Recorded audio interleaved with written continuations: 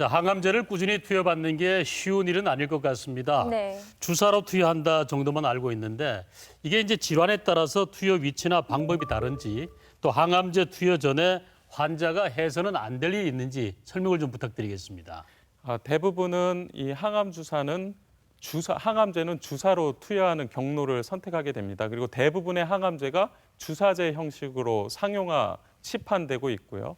하지만 최근에는 경구용 항암제라든가 또 이런 주사용 항암제를 복강 내, 배 안에 직접 주입한다든가 또는 척수강 내, 뇌 안에 직접 주입하는 경우도 있지만 대부분은 주사제로 사용한다고 설명드릴 수 있겠습니다. 네, 그렇군요. 이 항암 치료를 가장 많이 받는 질환 중에 하나가 이 여성분들이 많이 앓고 있는 유방암이라고 할 수 있는데요. 이 항암 치료 부작용으로 이 기억력 감퇴 증상이 겪게 될 수도 있다고 합니다. 그런데 실제로 이런 경우가 많은지 그리고 또 가장 궁금한 건 치료 후에 회복이 되는지가 좀 궁금하거든요. 어떻습니까? 네, 그 기억력 감퇴가 많이 올 수가 있습니다. 네. 하지만 어떤 암이냐 또는 어떤 항암 주사제를 썼느냐에 따라 좀 다를 수가 있고요. 그리고 무엇보다 중요한 것은 나이의 요인이 아주 또 중요하게 관여를 합니다. 그래서 나이가 연세가 많은 비단 유방암뿐만 아니라 연세가 많은 그런 폐암 환자분들이나 그런 환자분들한테 아주 독한 항암제를 쓰게 되면 치매 증상을 보이는 그런 환자분들도 많이 있습니다. 네. 그래서 하지만 대부분은 회복이 된다고 말씀드릴 수 있겠습니다. 그래서 이 항암제 치료제는 두 가지로 나눠서 설명드릴 수 있는데요. 네. 고전적 항암제와 표적 항암제가 있습니다. 네. 고전적 항암제는 아까 부작용 항암제의 원리에 대해 설명드린 것처럼 특정 유전자가 아닌 모든 암세포를 공격을 하다 보니 정상세포도 같이 공격을 받아서 우리 환자분들이 여러 부작용으로 많이 힘들어하게 됩니다. 하지만 최근에 나온 이런 표적 항암제는 암세포의 모든 유전자를 공격하는 게 아니라 그 암세포 증식의 원인이 되는 유전자를 특이적으로, 특정적으로 공격하는 항암제입니다. 그래서 결국은 고전적 항암제보다 부작용이 적죠. 그래서 이런 표적 항암제는 매일 복용하는 약들이 많이 나와 있고요. 단점으로는 아직 보험이 안 되는 아주 고가의 약제들이 많이 있어서 전문가 선생님들과 꼭 사용하기 전에 상의가 필요할 것 같고요. 네. 특히 이 표적 항암제라고 하더라도 부작용이 아예 0%로 없는 것은 아닙니다. 이 특정 유전자를 공격하기 때문에 이 특정 유전자를 공격함으로써 발생할 수 있는 부작용이 생길 수가 있거든요. 그래서 그것은 표적 항암제의 그 종류에 따라 조금 다를 수 있어서 제가 그 최근에 사용되는 표적 항암제 중에 한 가지 약을 예를 들도록 하겠습니다. 네. 이 세툭시맙이라고 사기 대장암과 두경부암에서 사용 중인 표적 항암제가 있습니다. 이 항암제는 상피세포 성장인자 수용체라고 해서 좀 말이 어려운데 이 수용체가 우리 온몸에 다 퍼져 있고요. 정상세포에도 물론 있고 암세포에서 특히 많이 발현되고 있다고 합니다. 암세포에 많이 발현되고 있는 이런 물질을 공격하면 암세포를 우리가 죽일 수가 있겠죠. 그래서 이런 상피세포 성장인자 수용체와 결합하여 암세포의 세포 내 성장 신호를 억제해서 암을 죽이는 그런 항암제가 되겠습니다. 하지만 이 표적 항암제라고 하더라도 부작용이 아예 없는 것은 아니거든요. 항암제 특이 반응 쇼크라든가 특히 상피세포에 관여하기 때문에 피부 발진과 같은 그런 부작용이 생길 수가 있습니다. 그래서 이런 항암제를 쓰고 있는 분들은 여드름이라든가 피부 증상들이 많이 나타나기 때문에 환자분들이 좀 힘들어하십니다. 그리고 이 항암제는 모든 사람한테 다 쓸 수 있는 건 아니고 이 항암제, 세툭시맙이라고 하는 항암제를 쓰기 이전에 어떤 유전자 검사를 해서 이 항암제가 잘 들을 가능성이 높은 항암 환자한테서만 쓸 수 있도록 그렇게 현재 사용을 하고 있습니다. 네. 최근에는 아까 말씀드린 주사제 말고도 경구용 항암제도 사용이 되고 있고요. 이런 경구용 항암제가 나오니까 환자분들이 입원을 하지 않아도 되고 또 부작용도 적고 그래서 많은 혜택을 받고 있고요. 이런 표적 항암제 중에서도 면역 항암제라는 것들이 최근에 개발돼서 모든 고형암에서 아주 좋은 효과를 보이고 있고 암 치료 성적을 향상시키고 있습니다. 네. 이 표적 항암제는 재미있는 게 표적 면역 항암제는 어떤 원리로서 작용을 하는 것이냐면 우리 암세포는 아까 영리하다고 말씀드렸었죠. 네. 이 암세포는 우리 몸에 있는 백혈구 세포의 일부 면역 세포를 마비시키는 그런 물질을 발현하는 그런 기능이 있다고 알려져 있습니다. 그래서 이 암세포가 그런 물질을 발현하게 되면은 면역 세포 기능이 떨어지게 돼서 우리 몸의 면역 기능이 저하되고 이 면역 세포들이 암세포도 공격을 할 수가 있거든요. 근데 그런 공격을 할 수가 없게 되겠죠. 그래서 이런 암세포가 만들어내는 이런 물질들을 억제하는 그런 물질들이 지금 개발돼서 우리 몸의 면역 기능을 향상시키는 그런 방향으로 지금 상용화돼서 사용되고 있습니다. 네. 그래서 제가 동영상을 준비를 했는데요. 아마 제가 이렇게 말씀드리면 너무 어려워서 바로 이해하기가 어려우실 것 같아서 동영상을 보면서 말씀드리겠습니다. 네. 이게 우리 몸의 피거든요.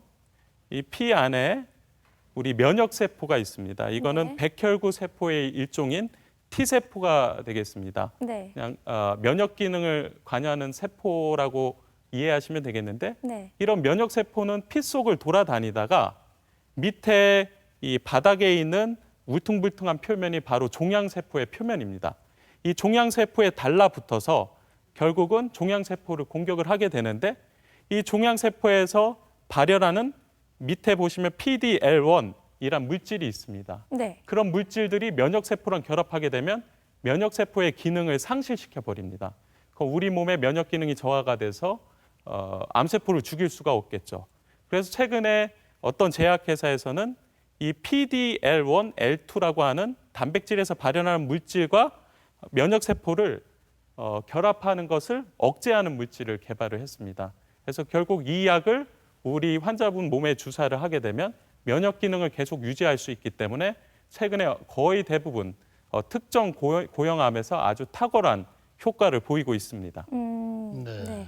지금 3가지 약제가 우리나라에서 보험급여를 받아서 사용이 되고 있고요. 네. 니볼루맙이라고 하는 약이 있고 펜브롤리주맙이라고 하는 약이 있고 아테졸리주맙이라고 하는 약이 있습니다. 이 니볼루맙은 사기 피부암, 특정해서 말씀드리면 흑색종, 피부암 중에서도 흑색종과 사기 폐암에서 지금 상용화돼서 사용이 되고 있고요. 네. 보험급여를 받아서 환자분은 전체 그 비용의 5에서 10%만 부담하면 됩니다. 네. 또 펜브롤리주맙도 사기 피부암과 폐암에서 사용이 되고 있고요.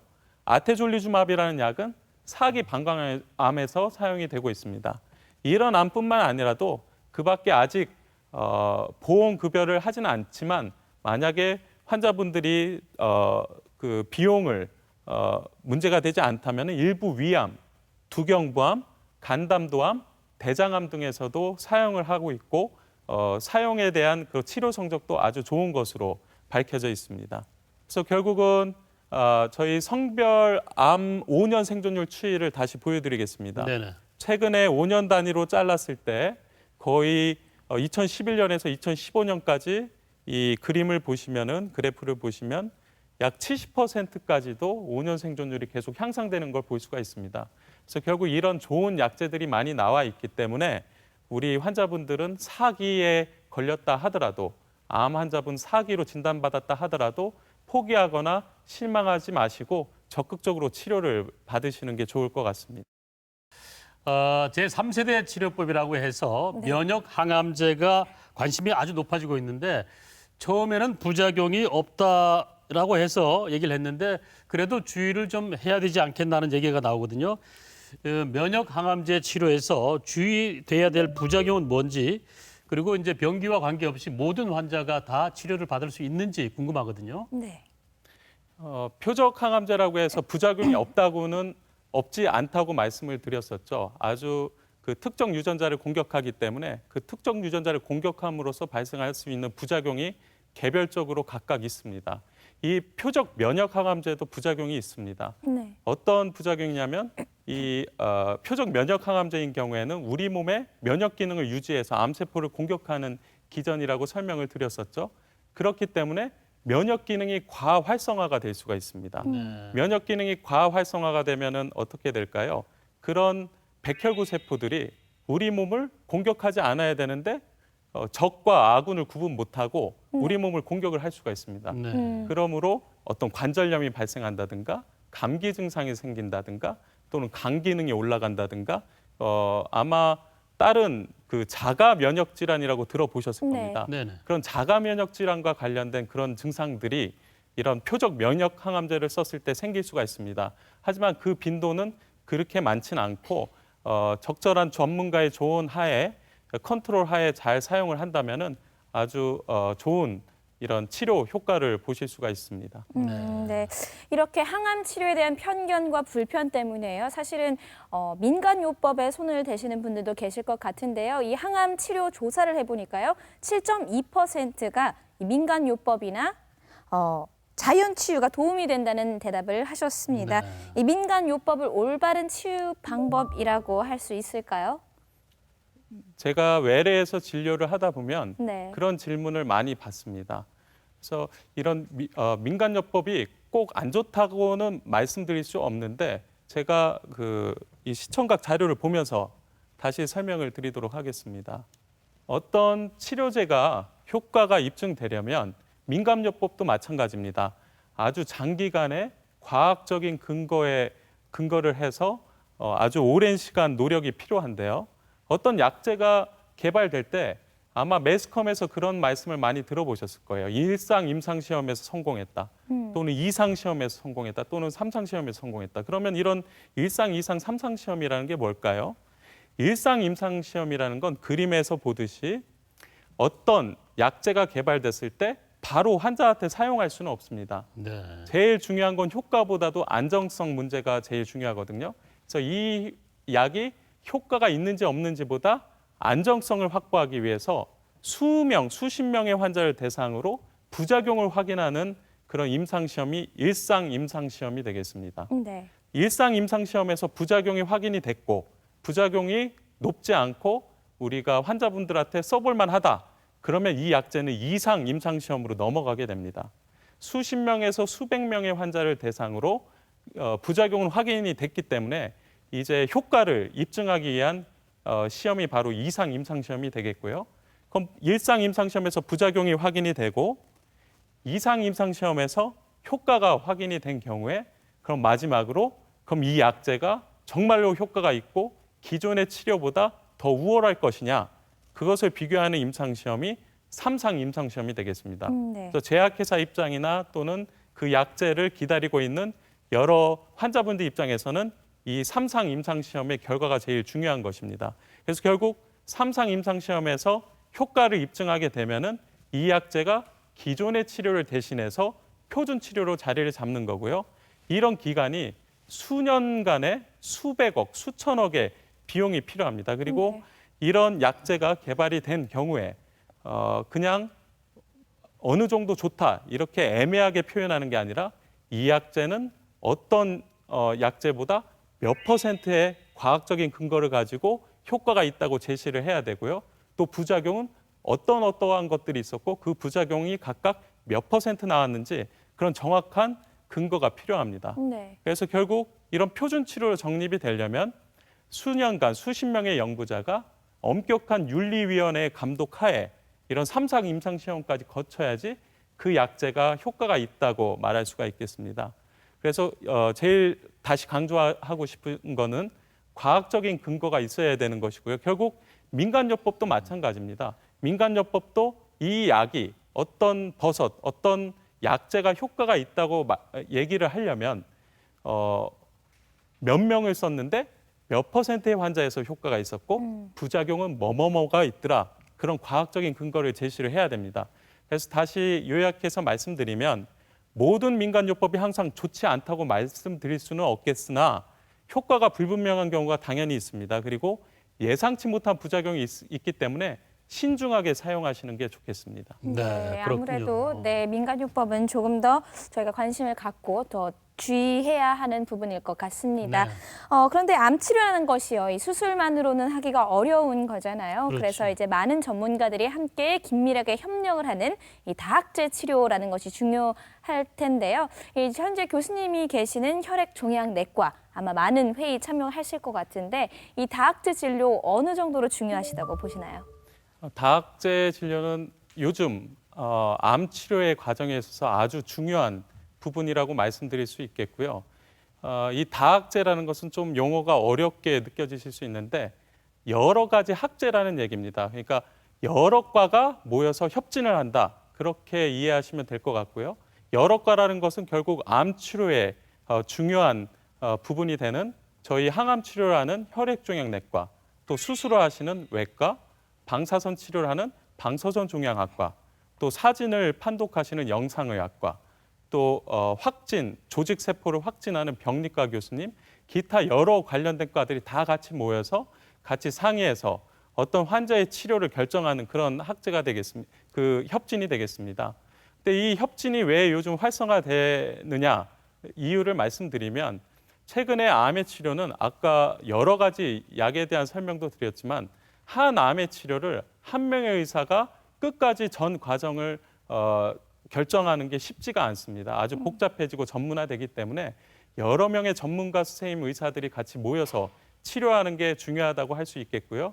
특히 우리 병원에서는 저도 두세 개의 다학제 협진에 참여를 하고 있고 직접 대면 진료도 하고 있는데 이런 우리 병원은 여러 다른 그 선진 외국 기관보다 우수한 시스템이 잘 갖추어져 있습니다. 네. 그래서 이런 협진을 통해서 환자분들은 많은 도움을 받으실 수가 있습니다. 네. 그렇군요. 항암 치료를 위해서 의료계도 많은 노력을 하고 있네요. 네. 자, 항암 치료를 통해서 건강한 삶을 되찾는 데는 환자와 그리고 가족의 노력이 상당히 필요할 것 같습니다. 환자나 가족들이 어떤 마음을 가지고 항암 치료에 임해야 될 것 같습니까? 우리나라 가장 흔한 사망 원인은 암입니다. 그리고 아까 기대 여명까지 생존 시에 3명 중에 한 분은 암을 갖게 된다고 말씀을 드렸습니다. 네. 하지만 이런 암이 생겼다 하더라도 특히 사기암이 생겼다 하더라도 실망하거나 포기하실 필요는 없을 것 같습니다. 지금까지 설명드렸던 여러 신약, 표적 치료제, 여러 그런 로봇 수술이라든가 최신 의료 기법들이 계속 도입돼서 사용이 되고 있고요. 특히 항암 치료에 있어서 저희 혈액종양내과 같은 전문가분들이 많은 도움을 드릴 수 있기 때문에 네. 희망의 끈을 끝까지 놓지 않고 최선을 다해서 치료를 하셨으면 좋겠습니다. 네. 네, 이상 병변이 1cm 이상이 되면요, 암을 의심하게 되는데요. 이 작은 1cm 안에 무려 10억 개의 암세포가 들어있다고 합니다. 네, 몸속의 작은 변화도 그냥 넘기지 마시고요. 그리고 변화가 없더라도 정기적으로 검진을 받아야 될 이유가 있네요. 네, 오늘 이 시간에는요, 항암 치료로 암을 이겨내는 방법과 그리고 또 최근 항암 치료에 대해서 알아봤습니다. 칠곡 경북대학교 혈액종양내과 강병욱 교수님 함께하셨습니다. 오늘 고맙습니다. 고맙습니다.